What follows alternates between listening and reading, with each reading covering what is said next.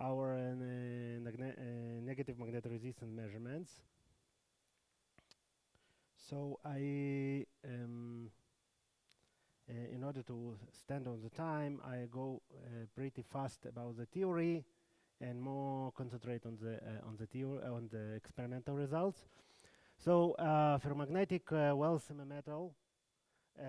It's a ferromagnetic material which have Weyl points, Weyl nodes, and have both properties of ferromagnetical material and Weyl topological. So I start, as I said, from theory. I start from some semi-classical theory, but don't worry, I go to quantum matter also. Okay, so in solid state, electron move according to Bloch functions and wave functions written like this in such matter, and I can define wave packet when center when the electron have center in RC, and his momentum defined by Kc. Then if I have on the influence of external fields like electrical fields or magnetical fields, periodical part of Bloch function, it changes with time in such manner, and I can define a Berry curvature, which is a function of wave number k, and I can say defined phase rate, geometrical phase rate, which having like this, and if accumulate over all time, I get Berry phase. Now this part, this is a Lagrangian, which is a classical Lagrangian. When I add under influence of Berry connection and Berry phase, this part, and when I write Euler-Lagrange equation for R dot and for K dot, I get this basic equation, which first one is actually describe Lorentz force, and second one, first part is band gradient, which is responsible for dispersion according to dispersion relation group velocity of electron. And second one, which is interesting for us, is anomalous part was responsible for anomalous velocity. Now, in ferromagnetic material, we have can be both of them. It can be unlocal Berry curvature, which is give anomalous velocity or anomalous Hall velocity, usual for ferromagnetism. But if we have local Berry curvature, which is we I show shortly come from Weyl points, then I have this anomalous velocity localized according to Weyl points, near Weyl points. Now I go directly to the material that I'm working with and show there what I'm meaning about Weyl points. So this is a 3 cobalt deutene disulfide material, which is, as I said, ferromagnetic Weyl semimetal. All magnetical properties and most of topological properties come from cobalt, okay, ferromagnetic atom, which placed in Kagome pattern. This and also you have tin and sulfur that placed inside.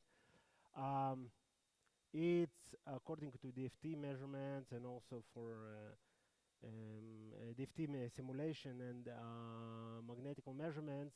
It believes that's mostly easy axis of this material have according to this direction, okay, which is called c-axis, okay.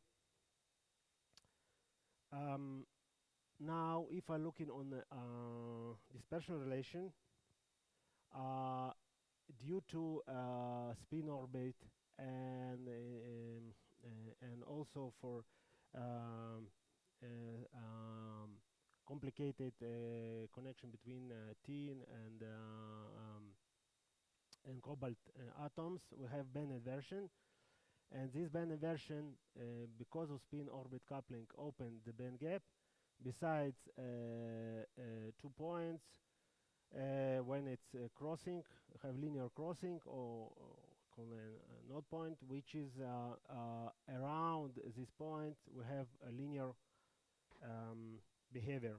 Dispersion relation is linear.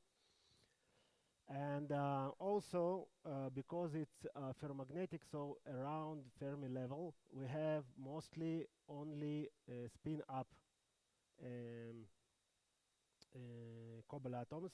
So it means that near Fermi level we have strong time reverse symmetry breaking. Okay, and then now I'm looking, as I said, I'm looking for momentum, small deviation of momentum around this crossing point. And because it's linear, I can define quasi particle, which is a small deviation from this point, and also define Pauli matrix, which is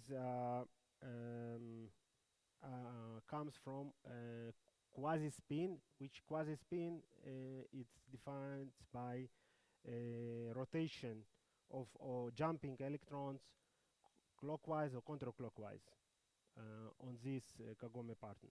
It's actually similar to what's known for graphene, but instead of graphene, because time reverse symmetry breaking,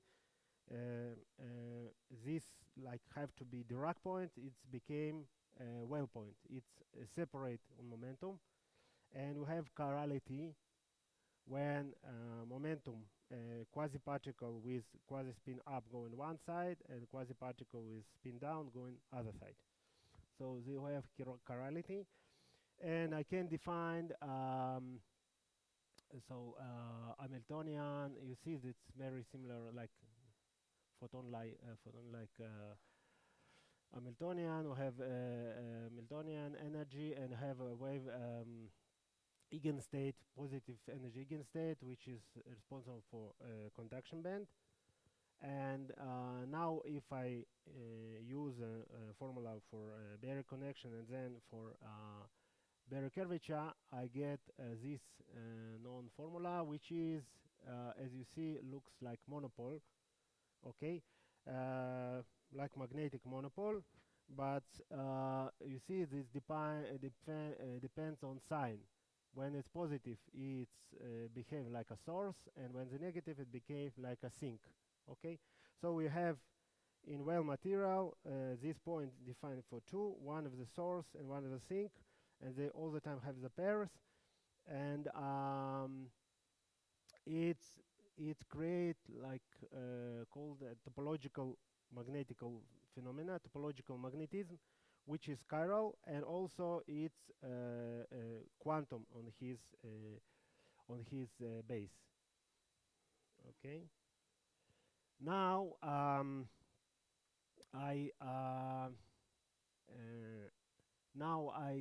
knowing this fact that this looking for this localized near Weyl points barrier curvature, and knowing that it's for small deviation from this cross section, the sign is opposite. It gives correction for a density of carriers according to K, which for one side is make addition of charge carriers, and other it's reducing charge carriers. And then using Boltzmann equation, and you also also this Bayer curvature correction, and also basic motions that I defined before, you can get this equation for Chiral charge density, which is have now near Weyl points. You have different charge density. When you have more in one point, and it's addition on one side and reducing for other side, like charge imbalance. Okay, and then this charge imbalance, it's proportional to scalar product of electrical and magnetical field. But now if we have this imbalance, we can describe chiral chemical potential, chiral chemical potential near Weyl points, and this multiplying by magnetical field, it's create charged magnetical field current, which is discovered by Professor Kharzeev.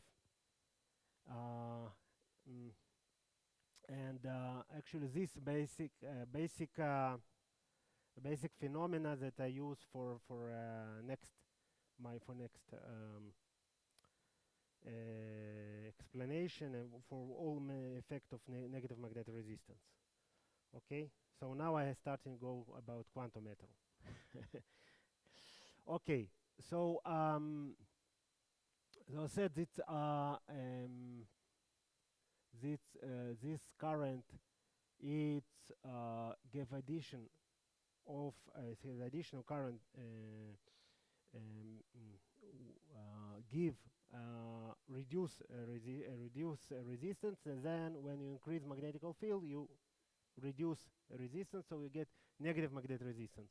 How much time? 50 minutes.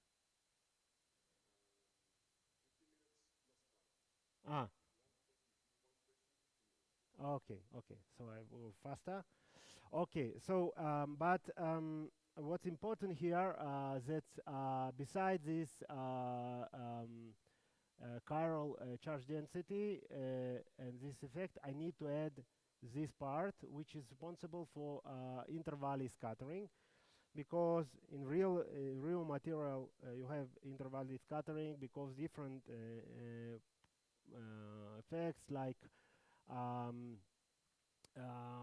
influence charge separation. For example, if Weyl nodes have far away from which it's make this scattering faster, and they have a different type of disorders, or also electron phonon scattering, so it leads to for increasing temperature, this negative magnetic resistance have to be reduced. Okay, it's not for any temperature. Of course, it's better when you have low temperature. Okay, and then okay, so now let's conclude meanwhile the theory. So negative magnetic resistance behave where I don't see the point. When E parallel to B, and for E perpendicular to B, I have positive I expect to get positive magnetic resistance. Moreover, I can define small b vector, which is Chiral separation vector. This vector going on the direction of Weyl node separation, and expected that negative magnetic resistance will be most prominent on this direction.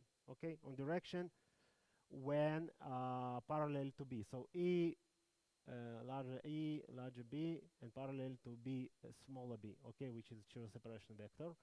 And this Chiral separation vector, it's mostly pronounced when the B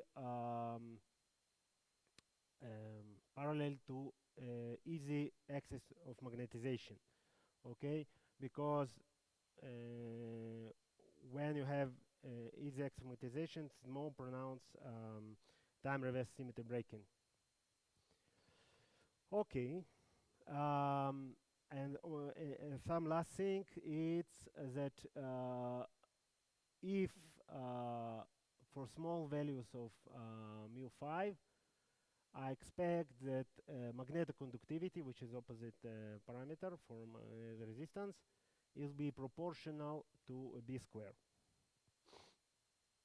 Okay, so I go some previous experiments. It's for a group of done by a group of Claudia Felser from Max Planck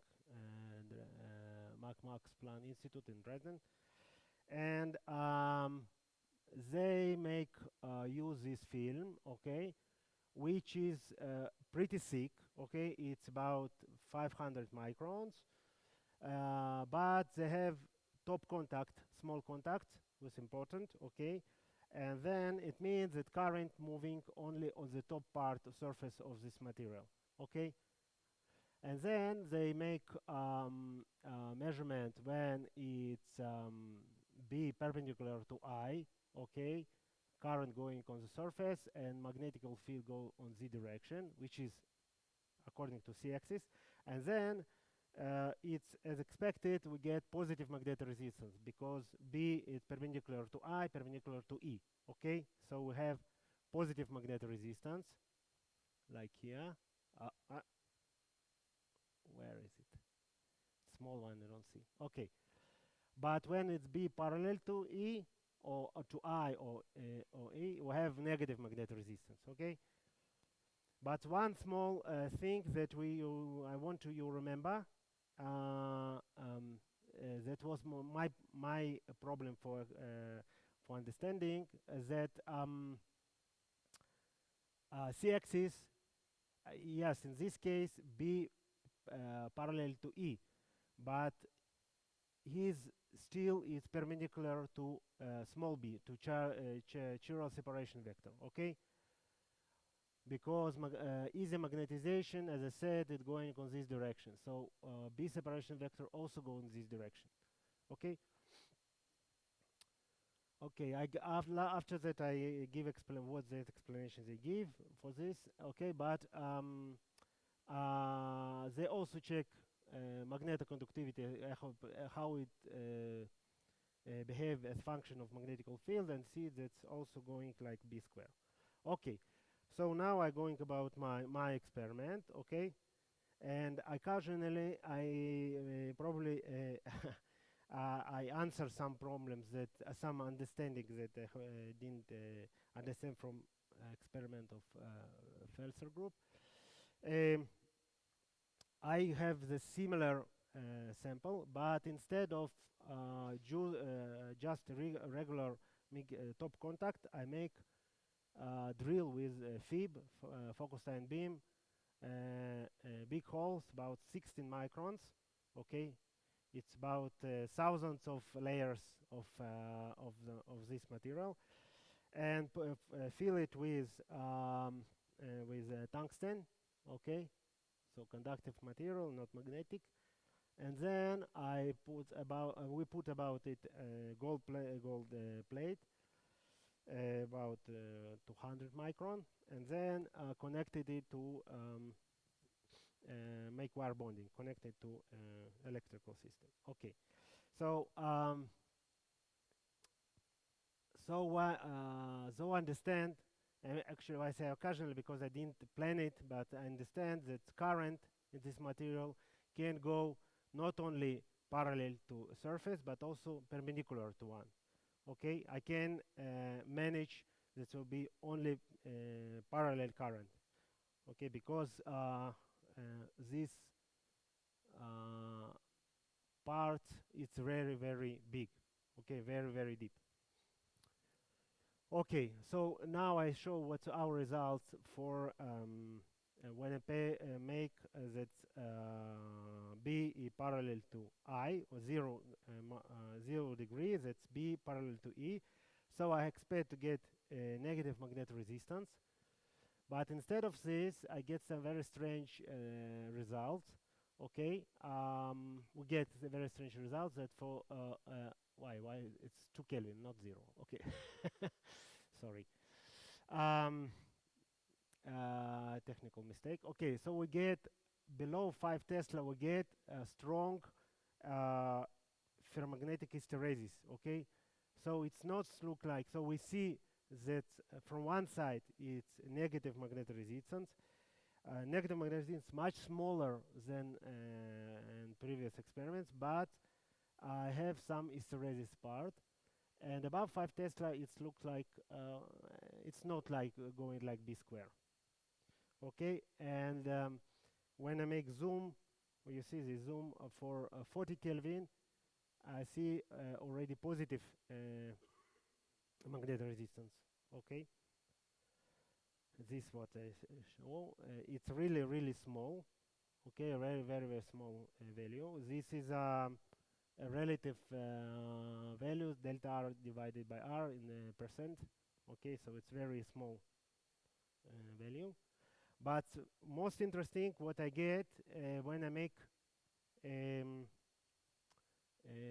when we get perpendicular to surface magnetical field. According to previous experiments, all expected they get positive magnetic resistance, because as I see, if current going parallel to surface and magnetic field is perpendicular, I have to get positive magnetic resistance.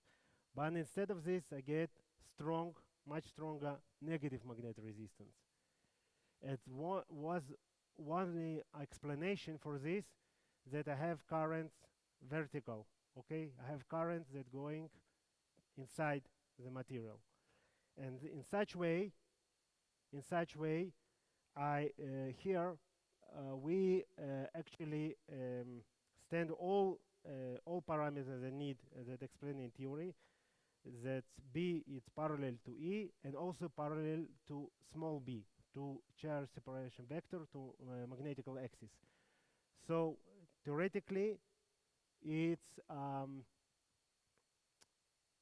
if current going perpendicular to sample, this result is really really correct. Moreover, you can see that when you increase the temperature, we still have a negative magnetic resistance. Even for 40 Kelvin, we still have a negative magnetic resistance. Okay, so okay, and last one, when we measure magnetic conductivity for 3 angles, okay, for 0 degree, 90 degree, and 60 degree. So in 90 degree, we see this conduction is going exactly like B square. Okay, so if I assume that current going perpendicular to sample, this result for 90 degree, it's purely fit the theory. Okay, what's happened about 0 degree? It's still not so understandable. Moreover, we see that below 5 Tesla, we see strong hysteresis behavior. Okay, and actually magnetic resistance behavior, they start to change only above around 5 Tesla. By the way, if you're asking why it's stopped here, that's I finished my budget, so it's finished. Okay. Okay. Okay. So let's I conclude. Okay. Actually, after that, I read number of papers that perform negative magnetic resistance on this material, and all of them saying that because they make contact on the top and current going exactly only on the surface, they can check ability that all conditions of negative resistance complete, like E parallel to B, big B to larger B, and for charge separation vector. And we occasionally succeeded to do it. Okay, but because we get Lagos large extremum. So instead of going on the surface, we go for 16 micron. So we take thousands of layers. So of course it make a lot of scattering and a lot of effect. That value of negative magnetic resistance is much, much smaller. So as principle, it's a good experiment, but for practically, we need to think about to reduce the size of the contact. Okay. Also interesting, this effect. Where is? It's this high hysteresis. Okay, because I never see it before on this material that up to 5 Tesla we have strong hysteresis effect, and it's explained only by the ferromagnetical part. It's very strong in this material, and it's can be sometimes they take in account that saying, okay, ferromagnetism is responsible for time reverse symmetry break-ins, then they put it aside, and you have only topological part. So it's also going talking about anomalous Hall conductivity, and this is not correct. Okay, we need to think about it. Strong, very strong ferromagnetic material. Not very strong, but it's still a ferromagnetic material, and this part have to be is important. Okay, so and this also above 5 Tesla, we see that it behave like B square. Okay, in the future, okay, so first I have additional budget and finished my measurements on different degrees and different temperatures, and make full description of this material. Moreover, we want to go to AC regime, because what's important is that to see influence of this interval scattering. Okay, if we go ability to see how it change if we make it this measurement fast. Okay, probably it will be difficult to do on this pure electronical system, and we combine it with magneto-optical system that we have in our lab, which can make time resolved measurements, and we can make it follow fast dynamics of this material. Also, we need to make RPS measurements to understand more correctly on this material what's going on. By the way, it's possible to see, I know so strong specialists in RPS, but it's probably it's very different which is the source of this of RPS. It's just laser, or it can be for the synchrotron. It may be more higher. I know that on Sirius make very interesting RPS measurement, so it's interesting to to talk about. Okay, so I finish. Thank you very much for attention. And thank you for organizer for inviting me to talk. Thank you, Dima, for being on time, and the floor is open for questions. First from Dima. So very interesting results. So if it's true that the magnetic conductivity in vertical direction is so large, can you try to just attach this gold points on 2 different surfaces and measure it directly instead of kind of measuring it in this You mean directly on this direction? Yeah, so you just put one electrode on top and another on the bottom. Yes, but the problem is, I believe, it's because all my sample, it's about 600 micron. So already I have 16 micron. 600 micron, I expect that will be too much scattering. So this is the one probably. So you would need a bigger crystal. Or bigger crystal, or maybe make some vertical contact, but smaller one. That from one side I will assure that current going inside, but from other side it's not too deep in order not to be high scattering. Because the previous experiments, they have much bigger value of negative magnetic resistance, but they don't measure what I measure. what we measure. And very simple question. So magnetization in your crystal disappears at what temperature? Like 20 Kelvin or so? Yeah, it's different. It's in perpendicular case, it's going for 40 Kelvin, but in parallel, it's much less. It's about 10 Kelvin. It's already gone. Second and perhaps last question, Igor. First, a simple clarifying question regarding the material.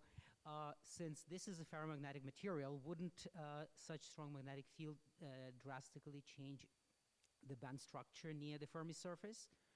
Yes, it's possible, but it's possible to care, but it's I believe that it's not so drastical change. It can be make some changes. By the way, for example, it's believed also in previous experiments that you don't have a magnetization parallel to surface, and we see also in other experiments on magneto-optical experiments that we have magnetization on this.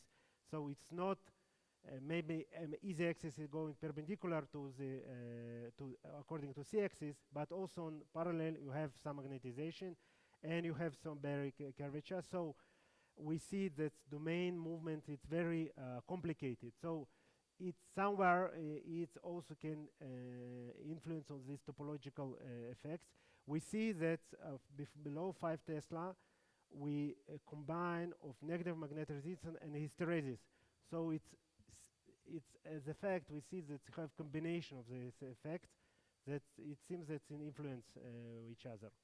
I see. So we still don't know how. Okay, it's still we only in the beginning of the road. So it's have to be a lot of experiments to clarify this point. I really had this as a segue question to why do you expect bigger effect for the magnetic field, electric field parallel to this chiral separation effect, chiral separation vector B? Because as we come from DFT calculations and from magnetization measurements, it's believed that z-axis is going according to c-axis, perpendicular to surface. So also charge separation is preferable in this direction.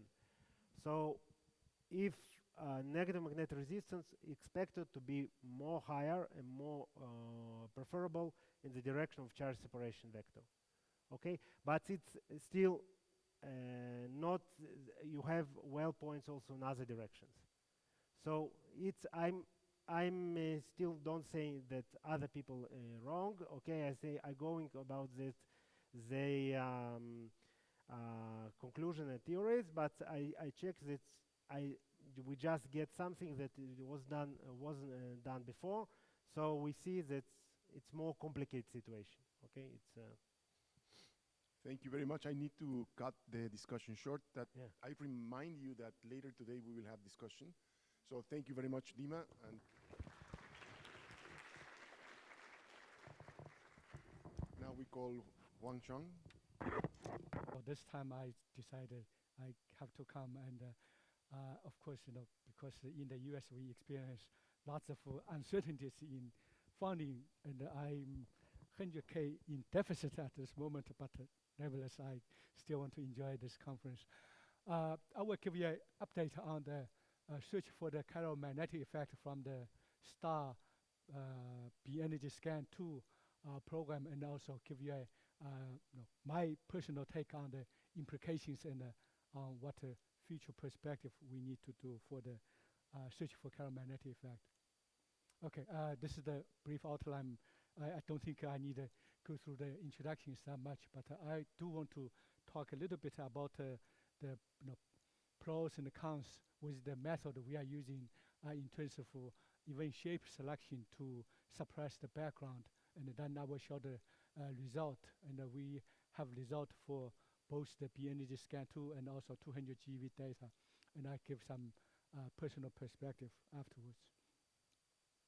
Okay, I don't need to really go through that part of the introduction. So I think the chiral symmetry aspect and also this topological aspect of the QCD, and that is really intrinsic part of the QCD, and I think how to experimentally access those, especially the the topological aspect of the QCD.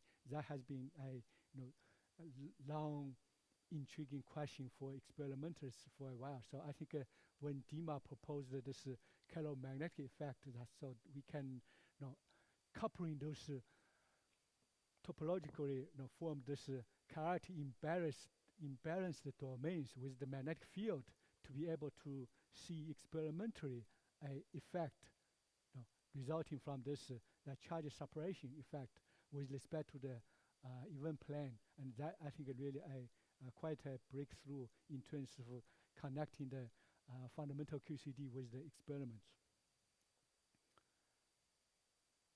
So the observables actually we are using is initially proposed by Sergei Voloshin, and I think over the years many people try to propose different observables, and the STAR collaboration did have a systematic study for many of these observables, and we come to the conclusion that all those observables, they do have somewhat different sensitivities on this charge separation. But effect, but I think at the end, they are all have some sensitivities. So at the end, it's more or less equivalent. At the end, I think, but I think Sergei's observable seems to be. I personally like that aspect. This is because we have a very well defined way to correct for event plane or reaction plane resolutions that experimentally you have to do this corrections if you needed to compare with different systems, different measurements.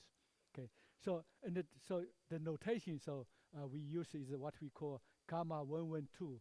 So that basically it's two particle correlations with respect to the either reaction plane or event planes.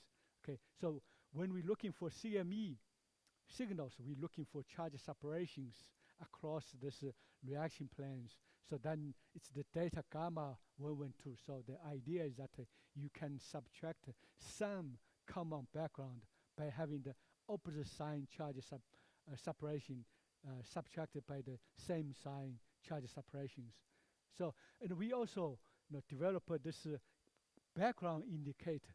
So I think again, in early days, people use different background indicators, and especially, for example, the indicator that CMS initially used, and we found that that indicator, they call background, actually could potentially also contain signals. I think this gamma 132, I think it is more likely that it's a pure background indicators.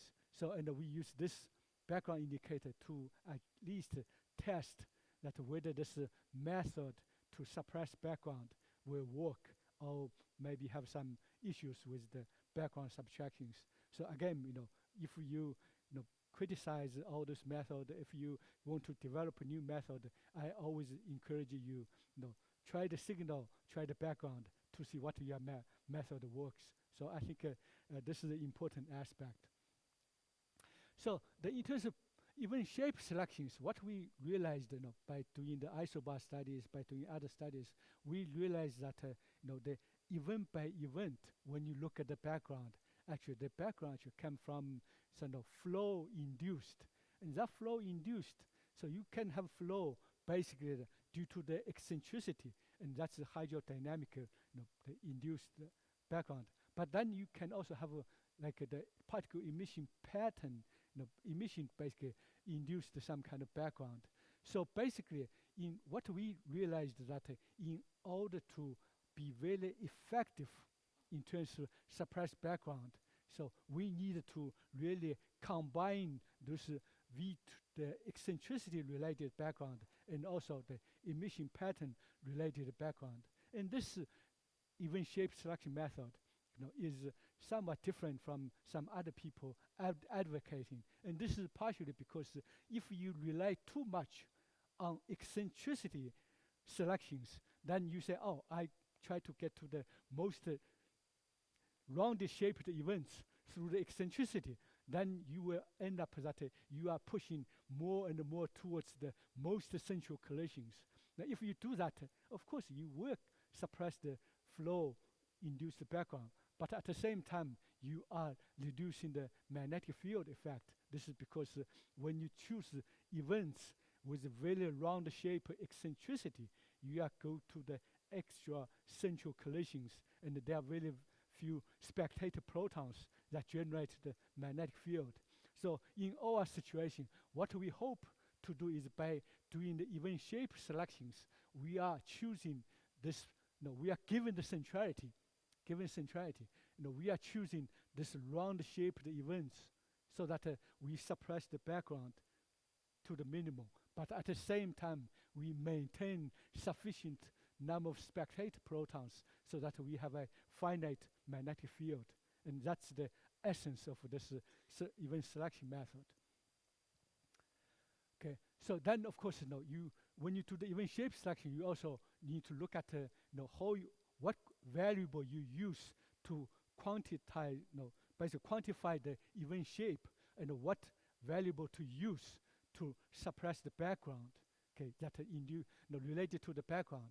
So what we have found is that you can have two choices.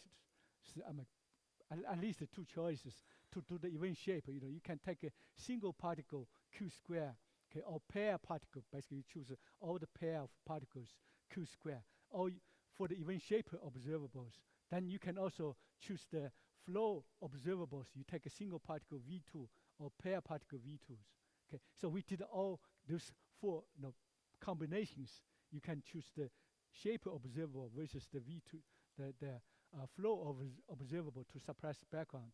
So what we found is that if we choose the pair particle Q square to characterize the shape of the events, then take the single particle V2 to do the minimize the flow induced background.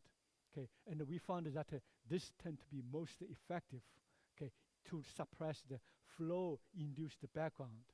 Okay, and we can take some of the Jinfeng, the Indiana group's model that they try to produce this hydro background plus the CME effect in this kind of modelings. So we can use those kind of modelings to see that you can indeed really effectively suppress the background and to get the signal correctly. Okay. So, and this is the method. So when we, this is the AVFD from Indiana University. So, and we found that with different method to do the event shape selections and also the V2 suppression, V2 flow induced background suppression. And we found that when we take the pair Q square for the event characterization, then using the single particle V2 to suppress the background, you can see that we can indeed take that's observable, and we can match the true signals, Okay, and so then of course with other kind of method, okay, you will get a slightly off, okay, slightly off, okay. But again, this is indeed a model dependent, right? Because you are trying to suppress the flow induced background, okay, flow induced background, okay. So then of course you also ask what if you have other dynamical models? We can indeed try the AMPT. I mean, this is non-flow. It has some flow at the end, but it's not hydrodynamic inspired modeling in those kind of models. So you can see that if those models, okay, are the true physics behind the heavy ion collisions, then we found that using our method, actually we slightly over suppress the background. So we are actually maybe this kind of get a over suppression if this is the background. So, and of course we are concerned about this kind of situations. So we did some comparison with the AMPT with the real data using the flow test. Basically, you look at the V2, V3, those things, and we found that actually indeed for 200 GeV data, the AVFD seemed to produce the background better than the AMPT. Okay, so at this moment, we are using the AVFT result okay, the VFD-based method, okay, as the default, what we have. But if AMPT is true, then we probably over-suppress the background a little bit. Okay, so and this is the RHIC BES2 data, and basically, we have B energy from 7.7 GeV to 27 GeV, and we have about each collisions we have several hundred million events, and again, the part of the reason that we moved after the isobar result at RHIC, we moved to B energy scan data. This is because it was proposed, pointed out to us that the magnetic field with the B energy scan data is quite favorable if you look at the time evolutions of the magnetic field in those heavy ion collisions. That at those lower beam energies, the magnetic field, okay, initially might not be as large as say the RHIC-4 energy or at LHC energy, but the magnetic field seems to live longer in the heavy ion collisions. So perhaps the field will be able to persist deep into the QGP phase. Okay. Then also with the star BS2 data, we have a even plane detector, and that is also important. Okay, this is because we want to suppress the non-flow background. Okay, and the event plane detector is important. This is because event detector is in the Weyl forward directions of the star acceptance, and with Weyl forward directions, it will accept, of course, produce the particle in the Weyl forward directions.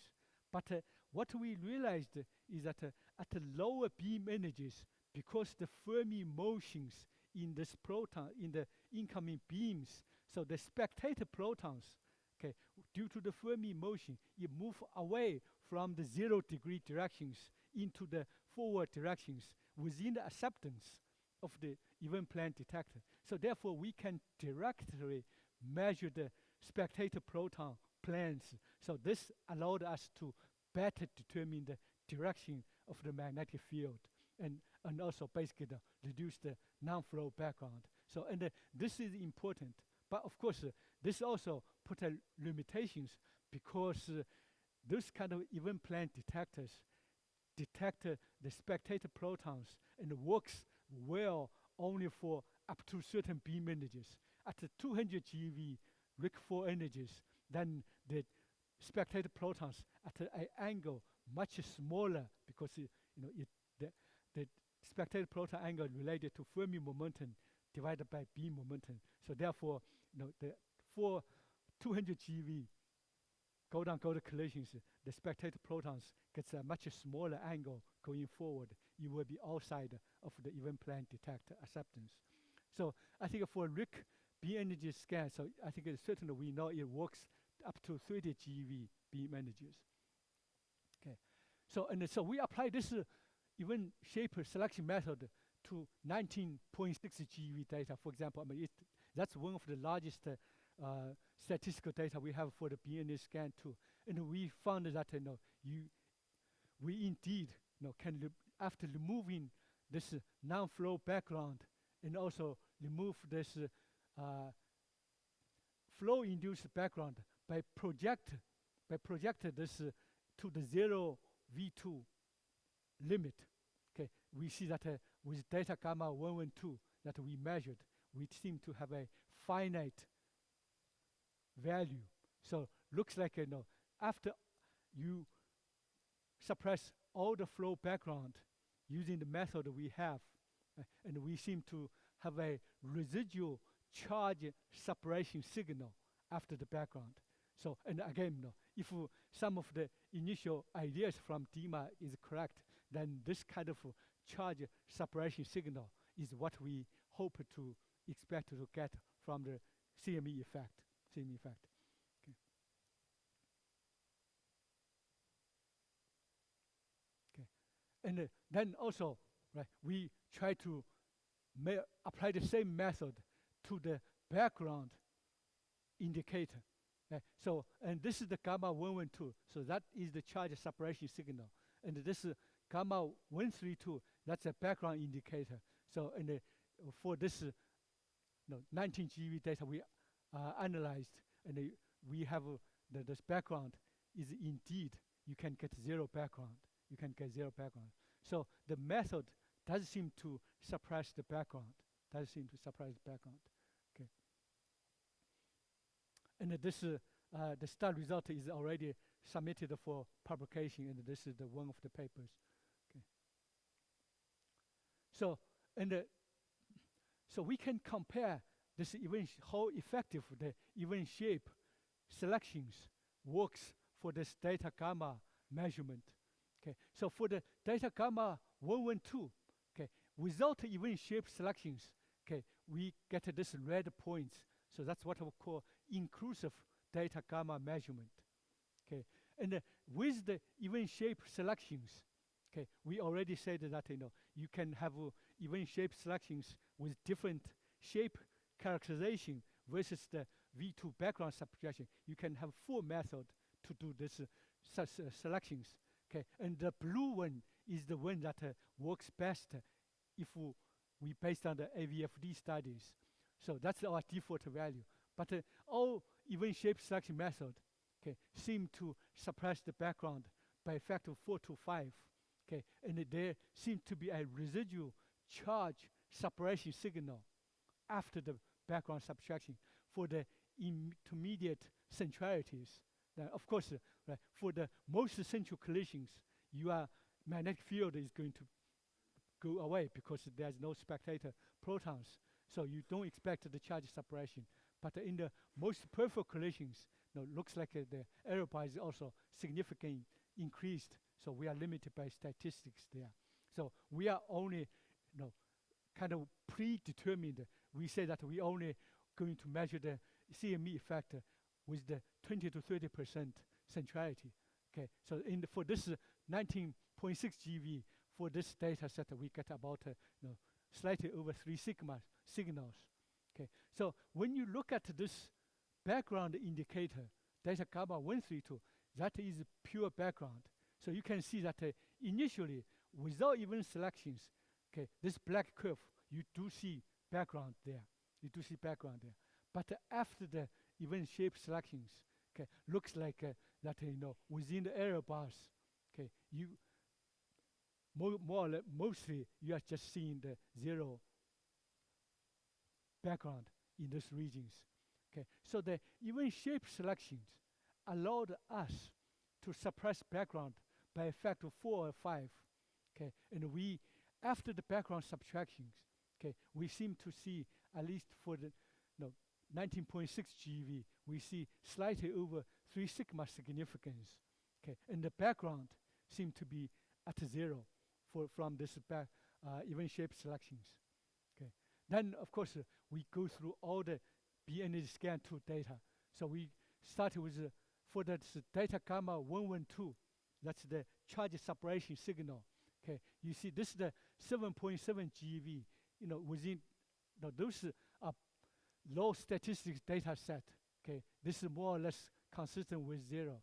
Then 11.5 GeV, okay, 14.6 GeV, 17.3, 19.6 GeV seem to be consistent, have a residual charge separation signals. Okay, then the 27 GeV, again, that's a smaller statistic. Large statistical errors. Okay, then the 200 GeV, this is really very close to the 0. Okay, so we seem to indicate that only in some sweet beam energy regions that you have a residual charge separation signals. Okay, then for the data gamma 132, that's again it's the background indicator. Okay, then it's consistent to be 0 over this broad energy regions. So there is a clear beam energy dependence, okay, in this charge separation signal after the event shape selection background suppressions. Okay. So, and this is basically try to again summarize the integrated charge separation signals as a function of beam energy. So this blue points, okay, are the, no, this black points are the inclusive one, inclusive delta gamma 112. So that's before the event shape selection, okay, method. Okay, after the event shape selection method, to suppress the background, basically as much as we can to the 0 V2 limit, okay, then you get to this blue data points. So you have a suppression by a factor of 4 to 5. Okay, and you can see that in this region, the signal seems to be consistent above 0, but at the 200 GeV, okay, it's approaching the 0. And so if we take the measurement, okay, and try to put an upper limit on the 200 GeV, and our measurement seem to indicate that for gold-on-gold collisions at the 200 GeV, okay, the charge separation signal, okay, has an upper limit about 10%. So now you can say, oh, if gold-on-gold collisions upper limit 10%, let's estimate for isobar collisions, which is the Ruthenian, and the zirconia collisions. They have a smaller Z than the gold ion by a factor about 2. So therefore, because the smaller Z and the smaller magnetic field, you would expect a smaller CME-related signal. If that's the case, okay, then you say that the corresponding upper limit for isobar will be 5%. Okay, then in isobar collisions, what we were looking for is not looking for the signal itself. We were looking for the difference between those signals. Okay, then the limit will be sub 1%, 0.7%, and that just is too small for us to measure. Okay, too small for us to measure. Okay. Then, okay, we also try to understand what the background. Okay, so when we try to look at the background, we look at the, we use this kappa 112. Basically, we look at what is the background related to the no background from the particle correlations. Okay, so we found that this delta gamma 112 background can be related to V2 delta gamma. Okay, there's delta background. Delta is just two particle correlation background. And we found that okay, for the over this beam energy regions, for the kappa 112, so the CME related signal background has a constant effect about 2.5 constant factor. But for the kappa 132, the constant factor is about 1. So looks like the background is indeed due to some intrinsic hydro-related correlations that are among those multi-particle correlation effect. Okay, and this relationship is very intriguing, and we need to understand the dynamics. We need to understand dynamics. Okay, so let me try to summarize this effect, what we observed. So we, using this event shape selections, we can effectively suppress the flow-related background. At 200 GeV, we only see an upper limit. Okay, and then with the 10 to 20 GeV, we seem to see a positive charge separation signal. And if we combine different all those beam energies, then we can get about 5 sigma. Okay, then at 7.7 GeV, the signal is approaching 0. Okay, so we really needed to understand why those are the observations. So, and my theoretical colleagues say, if there is a critical phenomenon, or if there's something, lifetime is longer for those collisions after those beam energies, maybe it's more favorable to observe CME factors. Okay, so, and this dynamics, okay, what makes the difference, like for the 200 GeV or LHC energies? So, our colleagues from LHC, they really don't seem to see any CME signals there. So, and we certainly want to understand that part. Okay, and of course, I hope that my colleagues will also try our event shape selection method at the LHC energies. The difficult part is to determine the event shape, the event reaction plan that using spectator particles. So what's so special for this beam energy between 10 to 20, 30 GeVs? So we look at some of the early HBT measurement. You see this lifetime, this R out minus the R side related to the lifetime of system. You can see that between 10 to 30 GeVs, it all seems to be peaked. And also we look at the V1 measurement. You look at this seems to the softest point, the equation of state. You see that this dip at 10 to 30 GeVs. And also our colleagues doing the cumulant measurement, looking for critical phenomena. So they also see the largest deviation from some of the, basically the conventional reference point. So it looks like they seem to be special in this critical point. And I don't have a picture why that's the case. But I only speculate that perhaps something interesting there. So what do I realize that in the search for critical point, we tend to use in the chemical freeze-out. So chemical freeze-out, this is the chemical freeze-out curve.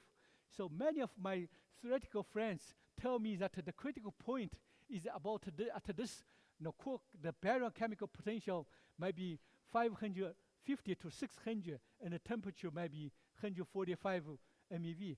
So that's above the chemical freeze-out. So then it's really difficult, seem to approaching the critical point using the freeze-out conditions to reach that point. Then my friend Jorgen Randrup told me that you really should look at baryon density versus the temperature. Then it's very difficult to relate how to this baryon density and the chemical potential and the temperature in the dynamical ways. So I eventually found a paper that our friend did that they're using NGL model, take AMPT, the central cell of the AMPT, then try to relate this. Okay, then they say, they can map out the temperature in the chemical. This is the quark chemical potential during the collisions. Okay, then it's kind of interesting to me because you can criticize the NGL model. It doesn't really describe the critical point, but it's interesting to me because then you can see that as a function of beam energy, it's possible that during the collision, when the system being compressed during the dynamics, it may pass through some non-equilibrium state that near the critical region that maybe really have a longer lifetime, maybe have something intriguing happen there. I don't know, but I like my theoretical friend to give me more insight on these things. So whether through the dynamics that we are approaching something interesting in those beam energies. So let me just put this summary here. So I think we are observing something quite intriguing. So you can criticize the method or something, but the beam energy dependence, okay, you test it with hydro models, you test with CME models, really to see that how this method works. Okay? And what's the beam energy dependence? Okay, we need to understand whether there's something interesting in the beam energy dependence. Okay, and our method may be over subtracting the background, maybe under subtracting background, but all the study we have done seem to be that the background is indeed looks like a hydro-induced background. Then the AVFD kind of hydro model doesn't seem to reproduce the background reasonably well. But again, the interesting message is in the beam energy dependence and also the potential charge separation signal after the background subtraction. So thank you. Thank you. Thank you, Juan.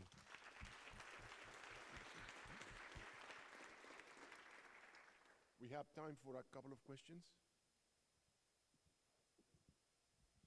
Gergo? Yeah, thank you for the wonderful talk. I'd have a very quick comment about the phase diagram that you showed in the temperature magnetic field plane. This is from a pioneering paper from 15 years ago, but it's a little bit outdated. I can send you a newer version. And then a question about page 10.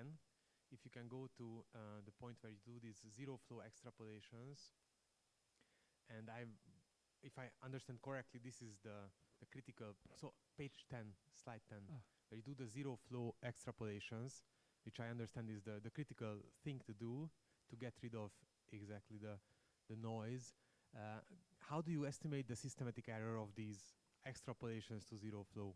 Oh, it's just systematic error. I mean, we of course using different method, using different things to check those things. But I think right now it's mostly statistical limited errors because we do need to extrapolate to the zero limit. Okay, and so in our method, our lowest PT, lowest V2 is close, but not close enough. Still, and of course the number of events in that region is smaller. But I think in terms of the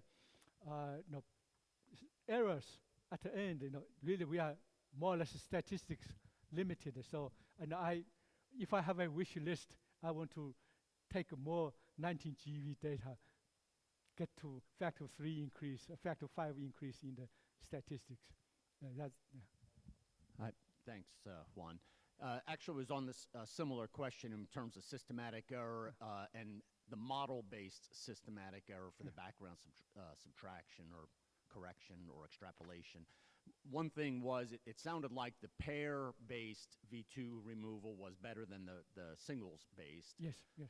Two questions. Why is that? Is that a resonance effect? Or if I would base it on 4, V2 4, something like this, would it be even better? I mean, is there a systematic error associated with this? Yeah. It is, so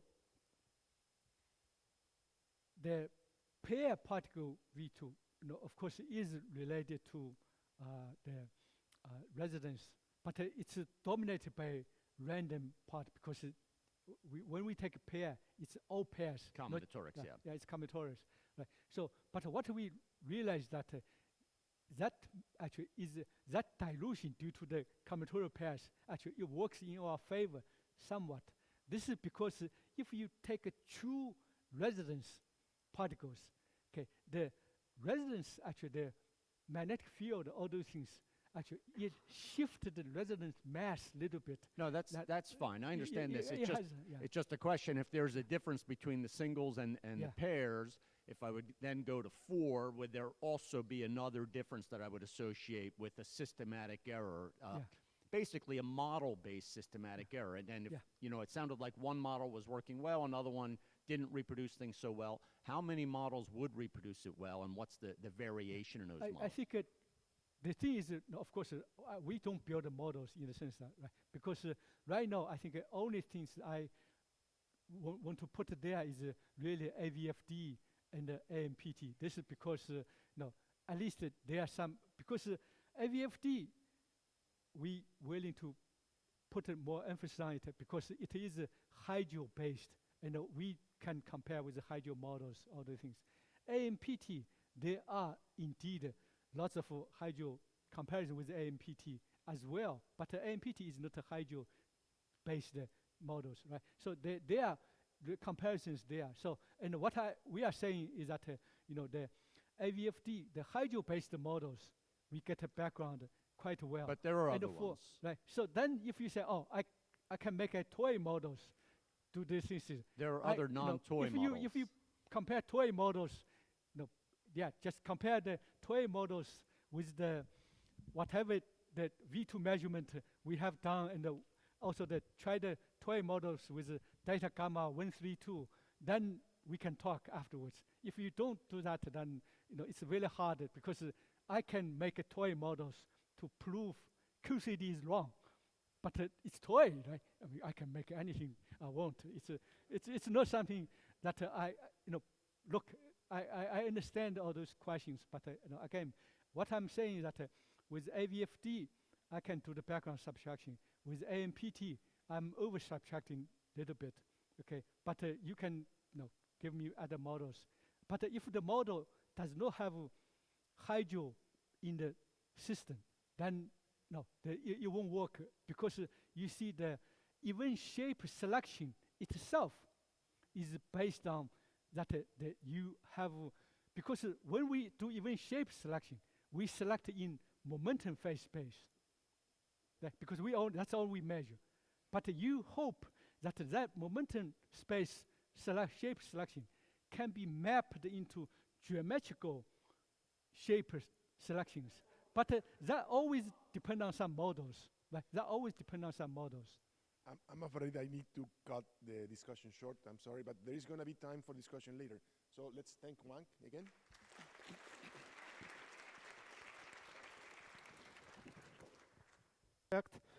So, of course, after the talk that Huan gave, it's clear that I have to focus on CME in heavy ion collisions because the star result that he presented is clearly a major milestone for the search of chiral magnetic effect. So I will spend some time discussing the energy dependence of CME and the reasons why it may be expected to be enhanced at lower energies. But let me first start with a brief introduction to CME. I know that many of you are great experts in this, but some probably hear about it for the first time. So let me start from the beginning. So we are all here because we are interested in chirality, and chirality, of course, is encoded in fermions. But somewhat less obvious is the fact that gauge fields also possess chirality. So in the abelian gauge sector, the chirality of electromagnetic field is described by magnetic helicity, which is abelian Chern-Simons term. And it simply counts the chirality of a knot composed by magnetic flux. So that's the reason why Chern-Simons form is famously related to Jones polynomial, which is the invariant of chiral knot, so the famous work for which Witten was awarded the Fields Medal. And in this case, the chirality changing transitions have a very simple physical interpretation. They simply correspond to magnetic reconnections of these knots that change chirality of the knot. So then the chiral anomaly in this language also has a very simple physical meaning. It's the process of transfer of chirality from fermion sector to chirality of the gauge field, or vice versa.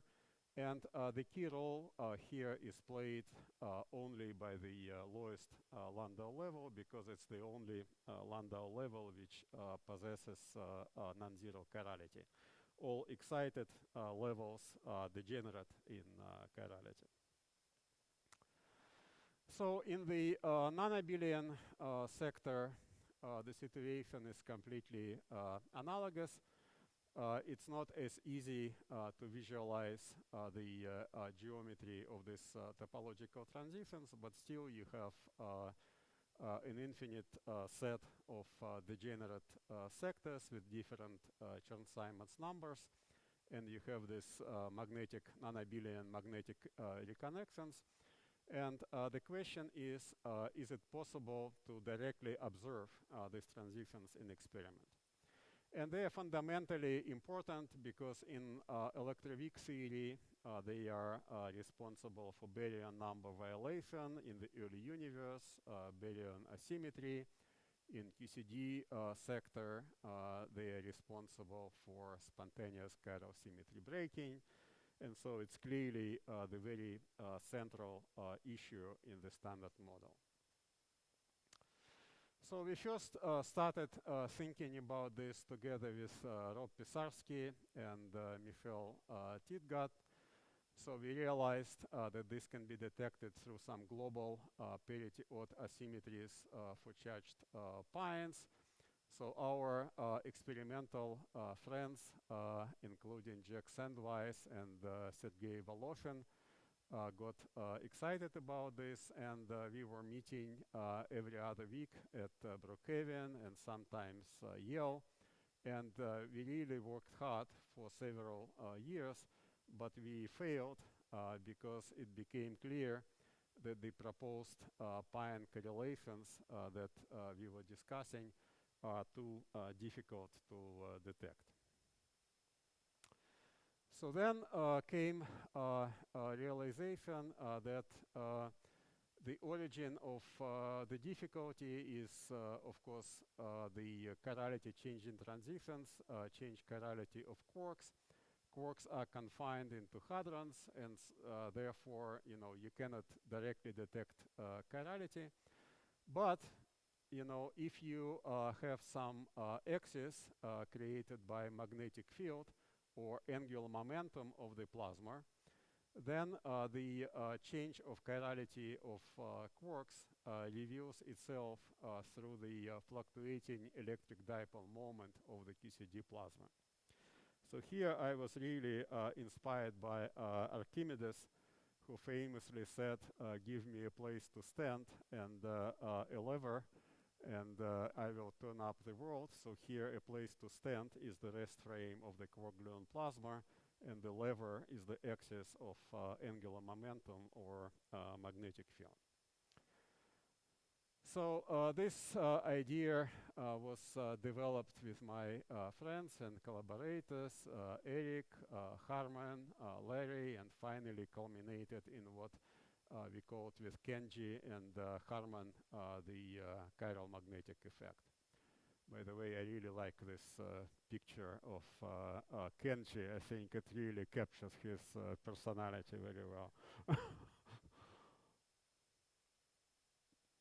So the key thing about chiral magnetic effect is that even though we expressed it in the form of the chiral chemical potential, and chemical potentials are usually associated with conserved charges, in this case it's absolutely crucial that mu5 does not correspond to a conserved quantity. It corresponds to a chiral charge which decays.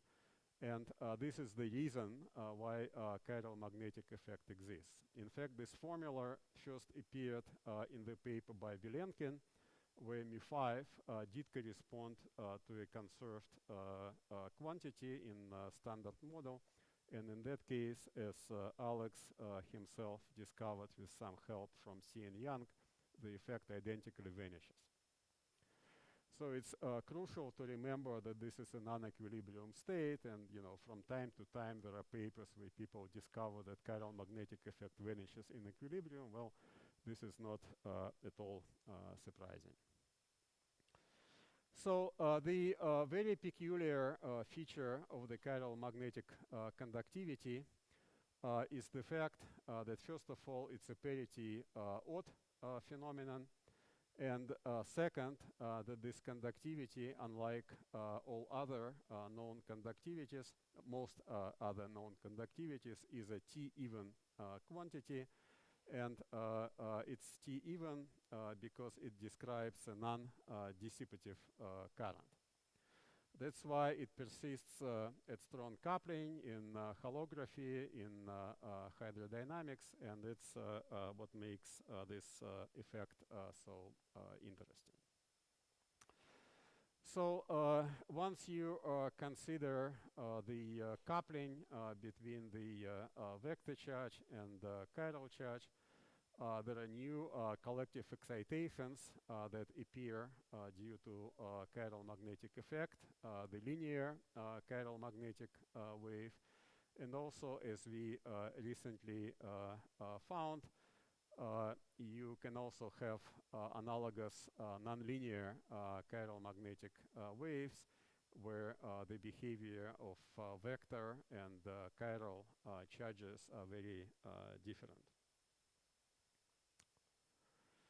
So CME is actively discussed in cosmology, so people invoke it to describe the generation of magnetic helicity in the early universe, to describe the generation of gravitational waves, And speaking of gravitational waves, earlier this month, together with my student and Azi Malekunizad from Swansea, we proposed some kind of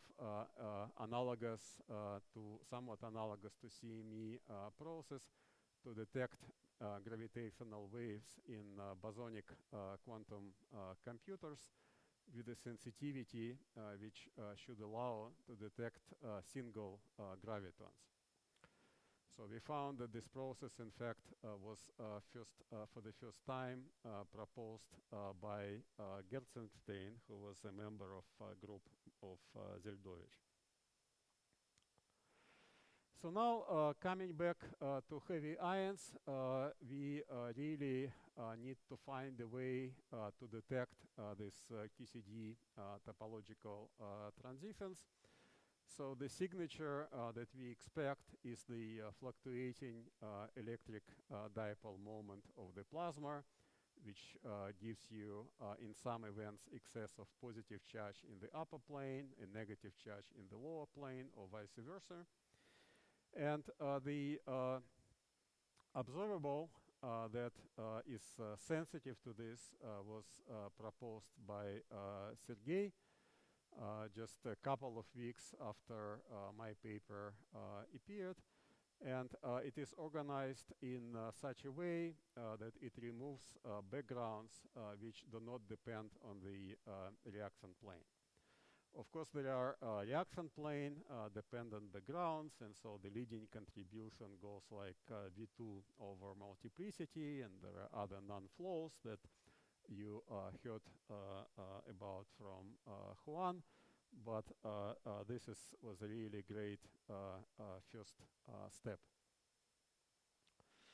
So then, if you look at the energy dependence of this signal, so here Jingfeng and I tried to kind of summarize star results, and you see this kind of disappointingly broad bands at lower energies that could be hiding something more interesting.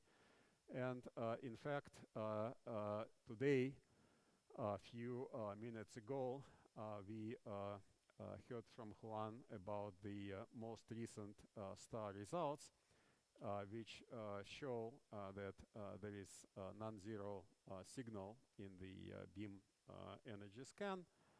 And 3 of these points have significance of about 3 sigma. And if you combine them, then the significance, as Huan said, rises to 5.5 sigma. So this is clearly a big step for this field. So now I would like to continue the discussion that Huan started about the energy dependence of CME and why would one expect CME to be enhanced at low energies. So there are several possible reasons for this, and one of them is the longer lifetime of magnetic field, and I will go through these reasons one by one. So magnetic field, if you neglect for the time being the back reaction from the plasma, the magnetic field is the one which is created by spectators and by participants, which means by the stopped electric charges. So here is a formula from our paper with Harman and Levy. And already back then we realized that at low energies the spectators move slower. The amount of stopping is also larger at low energies. So as a result, magnetic field falls off more slowly at low energies. And at longer times, magnetic field is dominated by the stopped charges, and that's where dynamics of baryon stopping comes in. So we used the baryon junction stopping mechanism for this, and since then there were new results from STAR and elsewhere on baryon stopping, which kind of confirmed the baryon junction stopping mechanism. And very recently, we made progress in deriving the energy dependence of this mechanism by using topological expansion of QCD originally proposed by Gabriele Veneziano. So coming to the medium effects on magnetic field. So I think Kirill was the first to point out that Faraday effect slows down the decay of magnetic field. And shortly after that, together with Umut, who very tragically and untimely passed away early this year, and Krishna Rajagopal, and later Eric Marcos and Chun Shen, we considered all kinds of phenomena in this conducting plasma.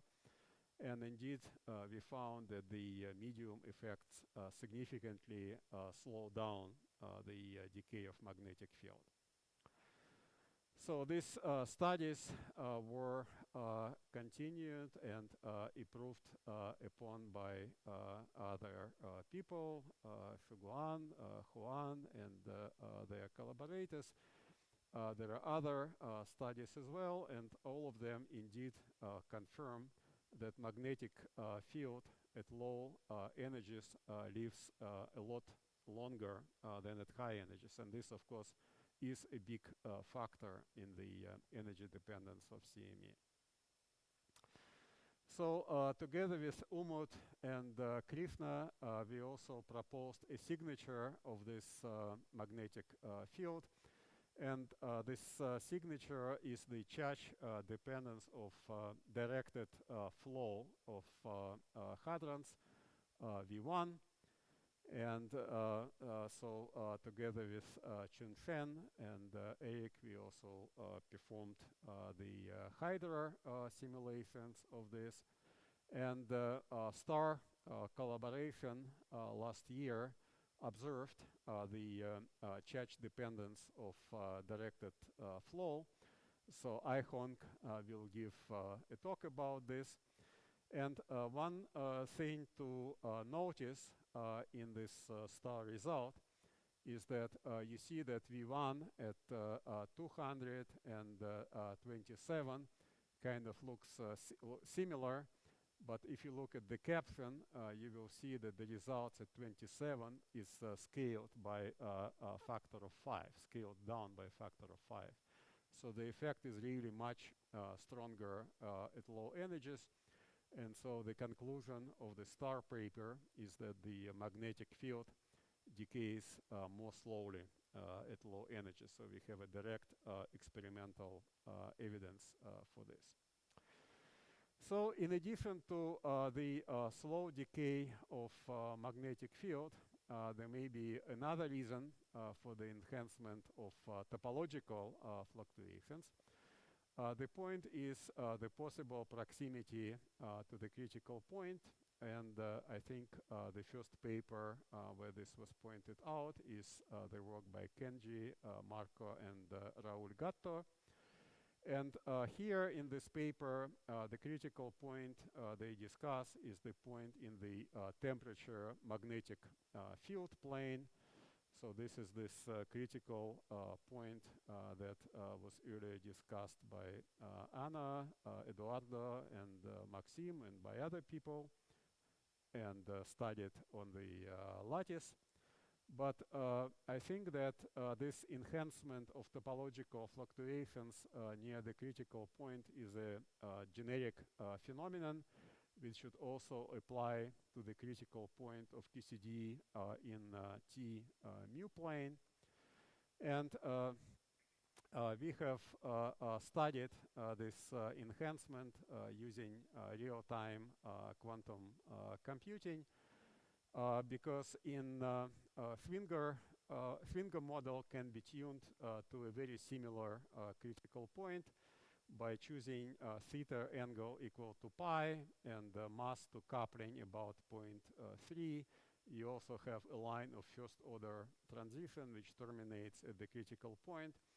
And we found that in the vicinity of this critical point, the Chern-Simons diffusion rate or real-time topological susceptibility exhibits a sharp peak.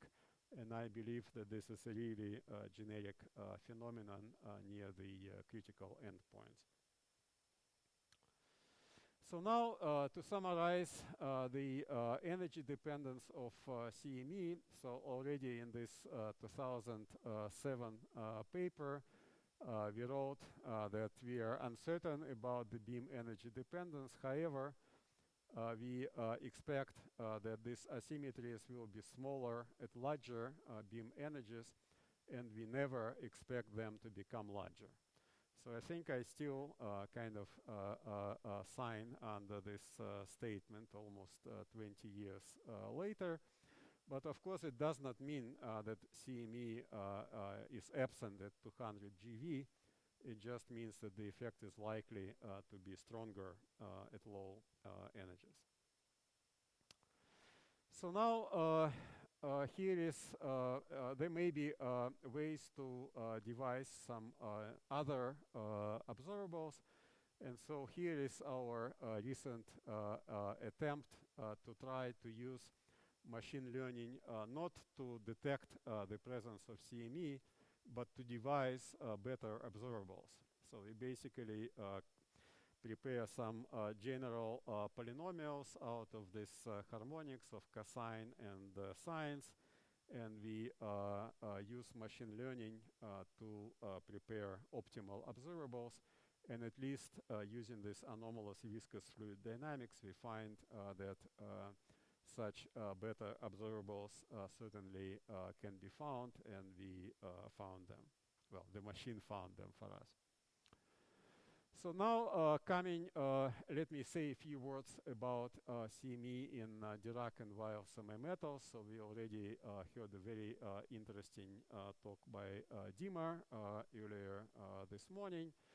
So this negative magneto resistance by now has been established in dozens of Dirac and Weyl materials. And one of the frontiers at present is the optical measurements, where you excite chiral currents in the materials by circularly, for example, by circularly polarized terahertz pump probe, and you detect the signature of the chiral magnetic current in the polarized terahertz radiation. And the very interesting phenomenon that can be accessed this way is the chiral magnetic instability, where you first induce the chiral magnetic current. The chiral magnetic current induces the secondary magnetic field. Then there is another chiral magnetic current flowing around this one. This creates, in turn, magnetic field, which enhances the original magnetic field, so you get a runaway instability. So this was pointed out already by a number of authors before. We found that this chiral magnetic instability gives rise to a self-similar cascade, similar to turbulence, with diffusion, with universal exponents of diffusion type. And in the same paper, we proposed that this instability can manifest itself in the emission of circularly polarized photons in terahertz frequency range in Dirac semimetals. And very recently, the Urbana group of Professor Mahmoud reported the observation of this chiral magnetic instability in photoexcited tellurium.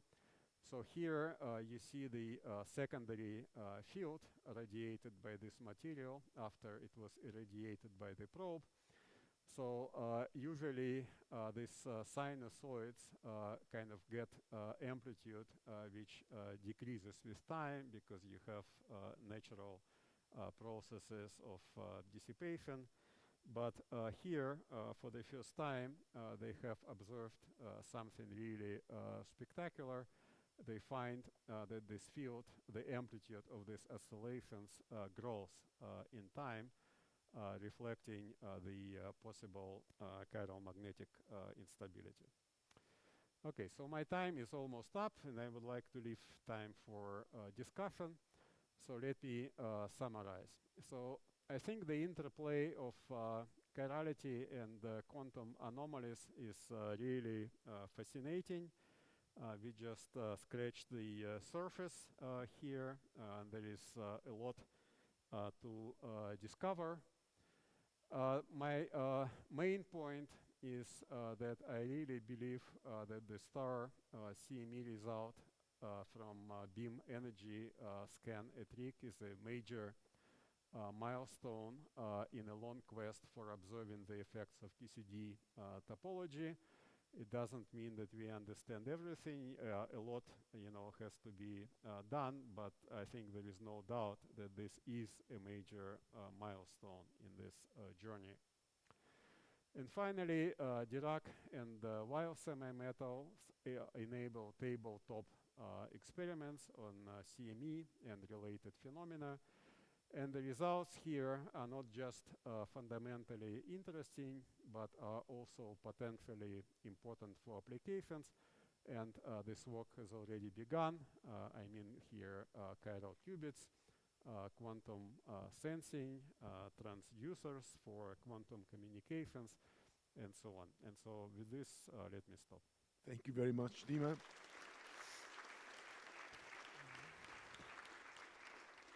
So the floor is open for questions. Fuchen? Dima, thank you very much for the very clear talk. I have a comment on the star claim of observation of electromagnetic effect. You mean on your claim of observation?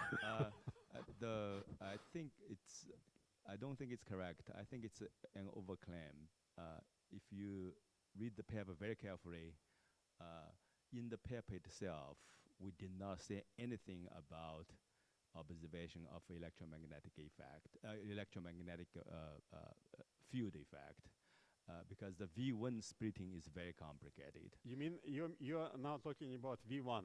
Yeah, the V1, the Okay, PRX okay, publication. okay. I think the observation of electromagnetic field effect, this phrase appears in the title suddenly. We didn't have that at all in the body of the paper. I just want to point that out. Well, just read this paper, right? Yes. Observation of the electromagnetic field effect. I don't know if... Yeah, it's... Okay. My claim is that it's an overclaim. Okay. Okay, I'll take it as a comment. I don't think I'm qualified to comment on this. Yeah. More questions? So you have shown some results using the Schwinger model. Right. How much from the Schwinger model we can say get intuition to real QCDs? Yes, okay. So Schwinger model, of course, is very different from QCD. It's quantum electrodynamics in 1+1 dimensions. However, Schwinger model possesses confinement. It possesses breaking of chiral symmetry. It possesses chiral anomaly. So, there are, some features that it shares with QCD. And moreover, as I said, at theta equals to pi, it has this critical endpoint of the first order phase transition.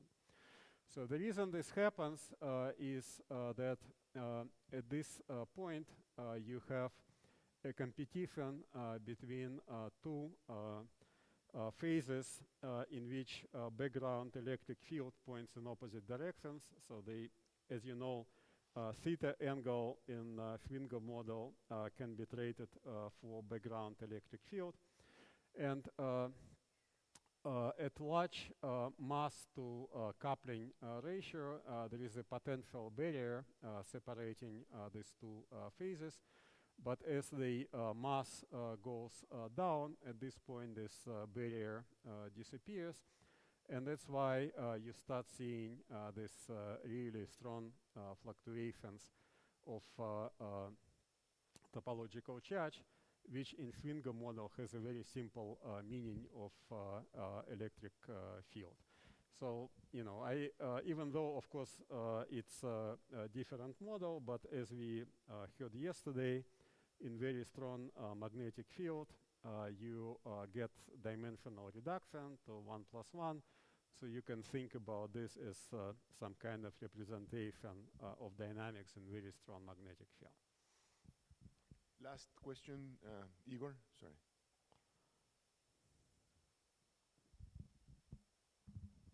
Thank you for a great talk, and I agree with you that the star data seems to be really impressive and interesting. Let's say we take it absolutely seriously, this estimate 5 sigma and everything. Can we use this data to actually limit from below, for example, the sizes of magnetic field, μ5, conductivity of the plasma, to quantify this in terms of theoretical parameters?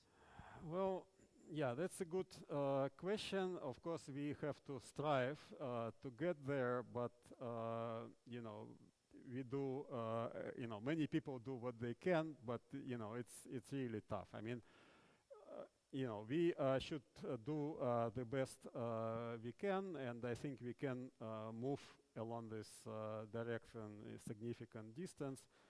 But you know, to kind of completely pin down from this data, you know, the conductivity, the time dependence of magnetic field is really hard. In my, you know, just an honest answer. Thanks.